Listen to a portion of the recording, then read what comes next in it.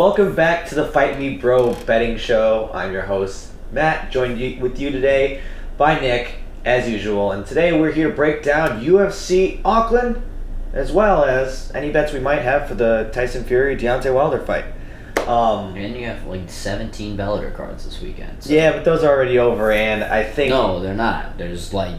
Oh, there's another one? 5 of them this weekend. That makes almost no sense. You would think, like, okay, let's put our ones on Friday, and then let's, like... No, they're doing the whole weekend. I think there's one tomorrow and one Sunday. Fuck it, man. Hey, double down. Scott Coker. So clearly Matt has no Bellator picks on his card. I had no Bellator picks on my card. I was too busy trying to find a fight on the Auckland card, which is surprisingly hard, and somehow I still found a way to get 3 bets on there for me. Don't know how confident I'm feeling, but I've been pretty hot lately. I think I've been in the red or in the black last 2 weeks, so let's keep it going. Nick, how many bets you got today? 3. 3? All right, I got 4, so I'll get things started.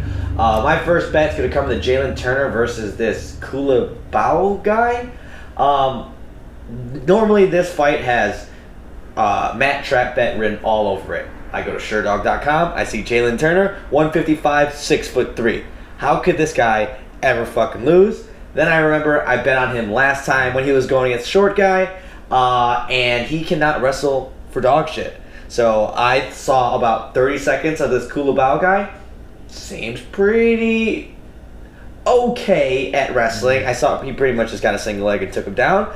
Okay. It's his UFC debut. Wealth of evidence? Yes, exactly. Hey, that's more than Jalen Turner's ever showed me. Yeah. And so I'm not going with him to win straight up. I'm going with him to win by decision at plus 400, because I think if he weathers a storm, Jalen Turner tires out a little bit. Because honestly, if you're cutting from 6'3", you gotta be just like completely gassed out after the second half of the second round. So I'm going with the long shot here, plus 400. All right, my first pick, I'm going another, also a long shot, but only because this guy's due. We're jumping into Emil Meek versus Jake Matthews.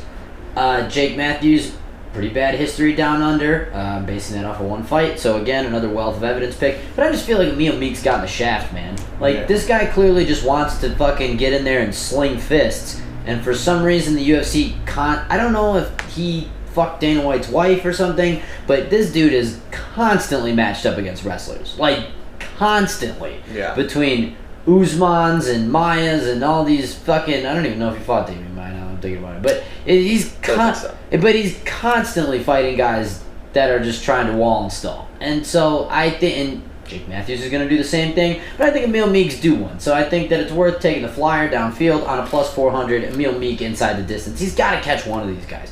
He's out there throwing spinning back fists and haymakers all over the goddamn place. It's like, you can't hold him down forever. He's too fucking cool. He looks like Techno Viking. Yeah. We can't have a guy like this get outed from the UFC simply because they wouldn't give him somebody that just wants to square up and bang. Like, there's no shortage of those guys at 170 down in the 15 to 20 rankings. Why can't we get him one of them? So sorry, Jake Matthews, but I'm banking on your down under slump to continue. Emil Meek might be a top 5 scariest guy in the UFC that no one knows about. Well, other than Brian Callen, who sucks his dick all over the place. Yeah, well, top 5, like, coolest guy. Just, he should be just exciting fight Gunnar Nelson. And sure. They're not, UFC, let me bang, bro. Let me bang, bro. Just let the guy fucking fight somebody that wants to stand there and fight. I don't know, but I'm thinking it's gonna, that's why you go inside the distance. Because there is also a very real chance that it continues to get taken down, because he, much like your boy Jalen Turner, has shown zero signs of trying to do any wrestling whatsoever. True. All right, well, for my next bet, I'm moving up to the main event in the Paul Felder versus Dan Hooker fight. This fight's going to be a banger, and it needs to be a coin flip, and it's not right now. I see in Paul Felder at plus 140, so I'm going with a little slightly better odds, and plus, if my mom's taught me anything, is never trust a hooker down under. So, Paul Felder, hammered in. That's pretty much all I got. Interesting. Okay, well, I'm going to go a little towards the bottom of the card. I can't pronounce the name of the person she's fighting, but I'm taking our girl Angie Hill, minus 170. She's on one of those Donald Cerrone rolls right now where you just ride the hot hand. Yeah. Like, this is, I think, her third fight in 6 weeks. I saw this is her 6th fight in 11 months, which that's fucking that's crazy too. Yeah. But I think, no, that's like correct as well. Like she's on pace for like I'll fight every 2 weeks. And the ones that she's losing, there was one where I think she pretty clearly lost. Yeah. The other ones, they were very contentious decisions. It was a very UFC Texas situation with the judges, and she just kind of looks like she's putting it together in certain regard. I mean, look, I don't think she's ever going to be known for her grappling. I think that's pretty fair.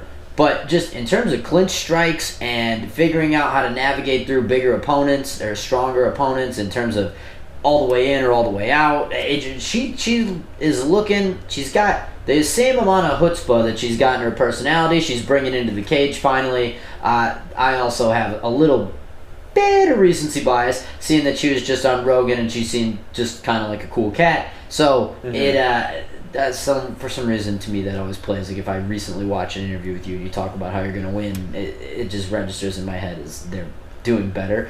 But again, like when it's the same thing. When Donald Cerrone's fighting every 2 days, you just keep betting Donald Cerrone as he's winning until he takes a 3-month layoff and eventually gets knocked out by Conor McGregor. So it just same thing with Angie Hill here. You got to ride the hot hand while it's hot. And 6 fights in 11 months are gonna make it.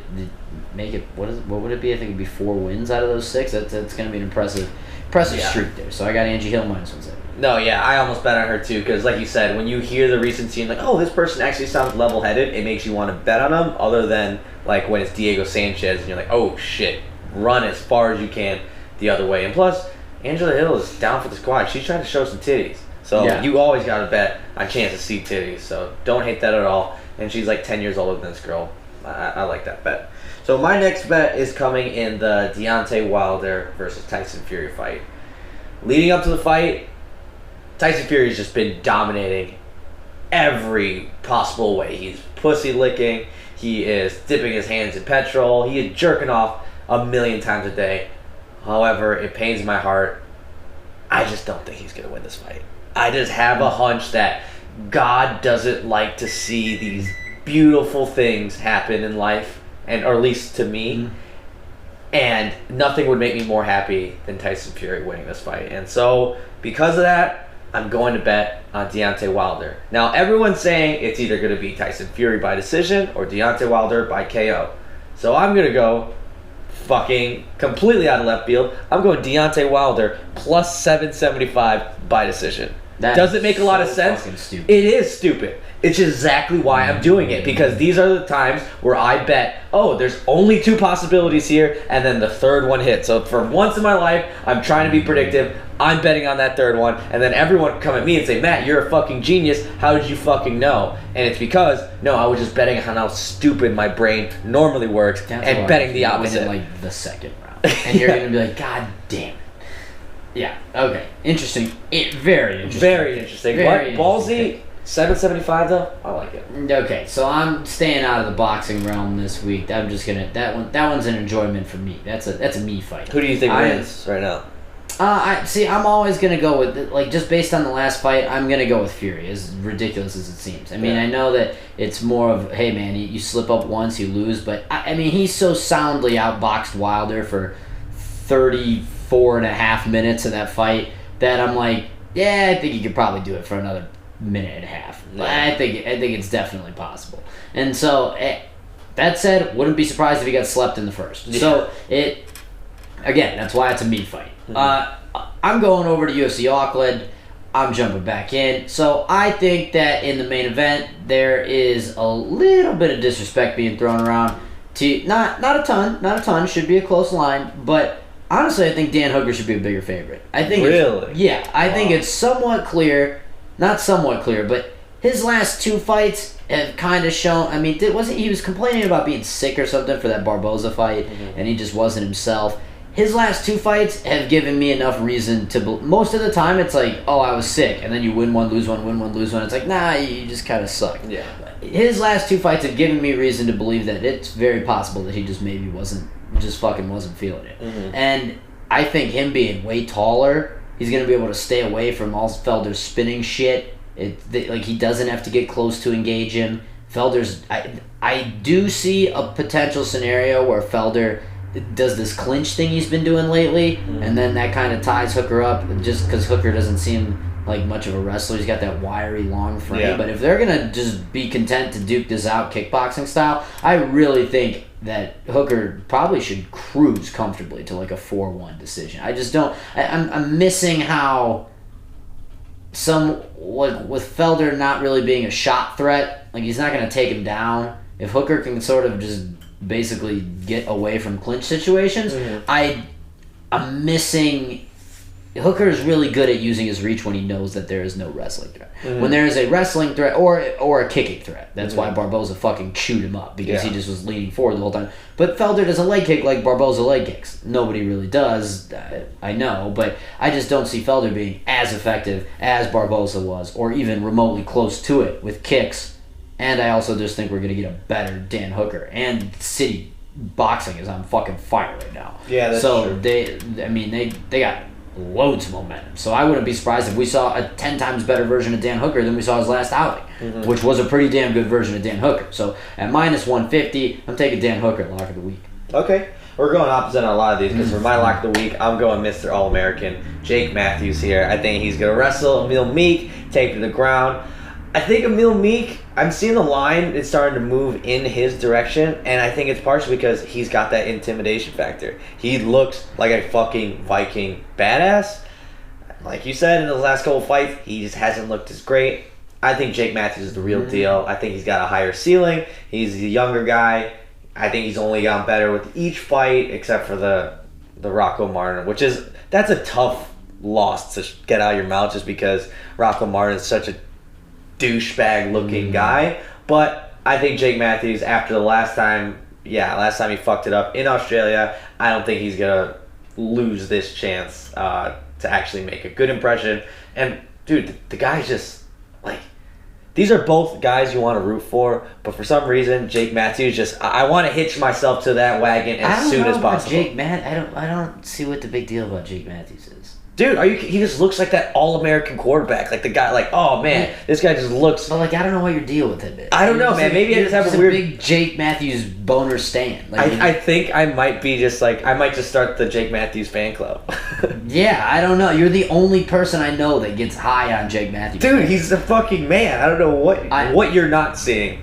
Apparently the same thing everyone else...